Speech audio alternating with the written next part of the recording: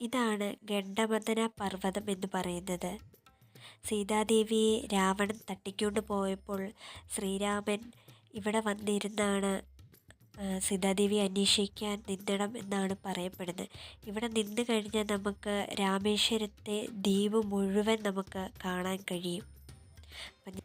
ഇവിടുന്ന് തൊഴുതിറങ്ങി ഞങ്ങൾ പുറപ്പെടുകയാണ്. പിന്നെ അതിനു മുമ്പ് ഞങ്ങൾ പോയ വഴിയിൽ ഈ ഉപ്പ് മാനുഫാക്ചറിങ് ചെയ്യുന്ന ഇടം കണ്ടു കേട്ടോ. ഒരുപാടുണ്ട്, ഒത്തിരി. ഇവർ ഈ വെയിലത്തൊക്കെ ജോലി ചെയ്ത് സമ്മതിക്കണം.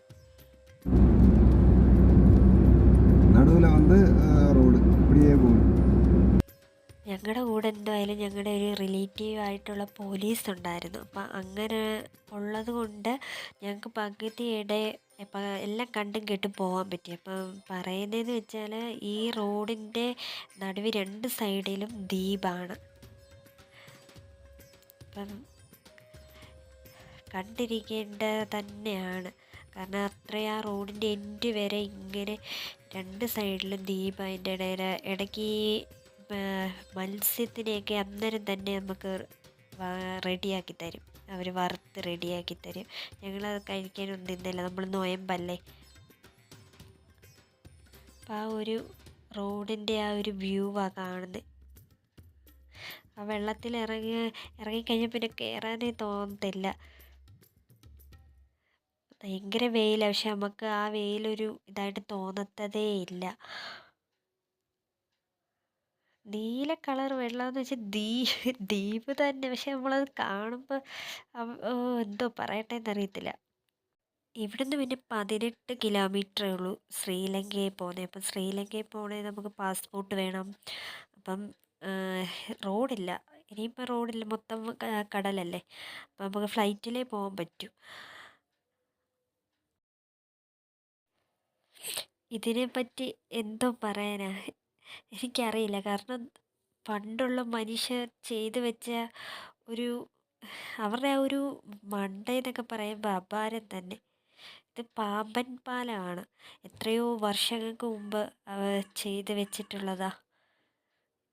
മെയിനായിട്ടിത് ട്രെയിൻ പോകാൻ വേണ്ടിയാണ്. അതിൻ്റെ ഇടയിൽ തന്നെ നമുക്ക് കപ്പൽ വരുമ്പോൾ ഇത് ഡിവൈഡ് ആവും രണ്ട് സൈഡും.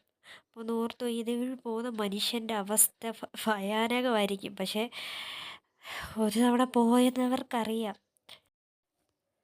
ഇതിൻ്റെ മുകളിൽ നിന്ന് നോക്കുമ്പോൾ ഉള്ള ഒരു വ്യൂ പറഞ്ഞറിയിക്കാൻ പറ്റത്തില്ല. കാരണം എന്താ വെച്ചാൽ എനിക്ക് പേടിയാണ്, നല്ല ഹൈറ്റാണ്. ഇവിടുന്ന് താഴോട്ട് നോക്കുമ്പം ഭയങ്കര ഹൈറ്റ്. ഈ പിള്ളേരെയൊക്കെ എടുത്ത് നോക്കുമ്പോൾ ഞാൻ പറയുമായിരുന്നു അച്ഛി വേണ്ട കാണിക്കണ്ട എന്നൊക്കെ. നല്ല തെളിഞ്ഞ് നല്ല വെള്ളമാണ്. അതിൻ്റെ അടിയിലുള്ള കാര്യങ്ങളെല്ലാം നമുക്ക് നല്ല ക്ലിയർ ആയിട്ട് കാണാം.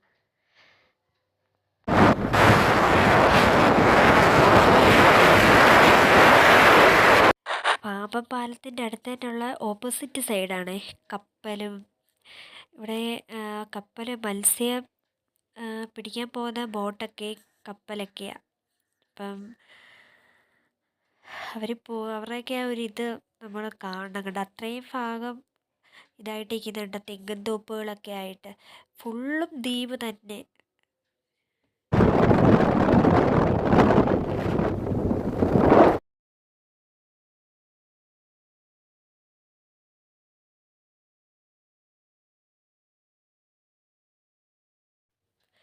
ഇവിടാണ് ധനുഷ്കോടി. ധനുഷ്കോടിയെക്കുറിച്ച് പറയേണ്ട, പ്രേതങ്ങളുടെ നാടെന്ന് അറിയപ്പെടുന്നത്. കാരണം ഒന്നടക്കം ഒരു ഗ്രാമം അല്ലെ ഒരു ദേശം പോയ ഇതാണ്.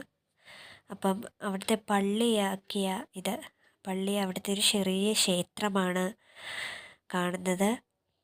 അപ്പം ഞാൻ എൻ്റെ ഇടയിൽ കൂടെ നടന്നു പോവുക. ട്രെയിൻ യാത്ര ചെയ്തതിൻ്റെ ഇടയിൽ അപ്പം വലിയ മഴയും കൊടും കാറ്റെല്ലാം കൂടെ വന്ന് സുനാമി പോലെ വന്നടിച്ച് പോയ ഒരു ഗ്രാമമാണിത്. ഗ്രാമമെന്നോ പ്രദേശമെന്നോ എന്തോ വേണേലും പറയാം, എനിക്ക് കൂടുതലായിട്ട് അറിയില്ല. എന്നാലും അവിടെ ചെന്ന് കണ്ടെടുത്തോളം പറയാൻ നമുക്ക് വളരെയധികം വിഷമം തോന്നും. അവിടെ ഫേമസ് ആയിട്ടുള്ള ഒരു പള്ളിയാണ് ഇത് കാണുന്നത്.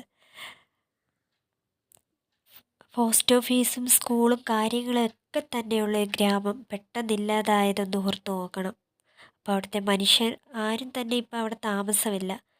അപ്പം തന്നെ ഒന്ന് ഓർത്ത് നോക്കണം, എന്ത് ഭയാനകമായിട്ടായിരിക്കും ആ ഒരു ദുരന്തം ഇവരെ എടുത്തുകൊണ്ട് പോയത്. അപ്പം ഇത്രയൊക്കെ ഉള്ളൂ ചെറിയൊരു ഓർമ്മ മാത്രം ഇവിടെ പോയതിൻ്റെ. ചെറിയ ഓർമ്മയല്ല, ഞങ്ങളെ സംബന്ധിച്ചോളം വലിയൊരു ഓർമ്മ തന്നെയാണ്. അപ്പം ചെറിയൊരു വീഡിയോ ആണ്. മുന്നോട്ട് തന്നെ സപ്പോർട്ട് ചെയ്യുക. അതുപോലെ ഇപ്പം തന്നെ ചാനൽ സബ്സ്ക്രൈബ് ചെയ്യുക.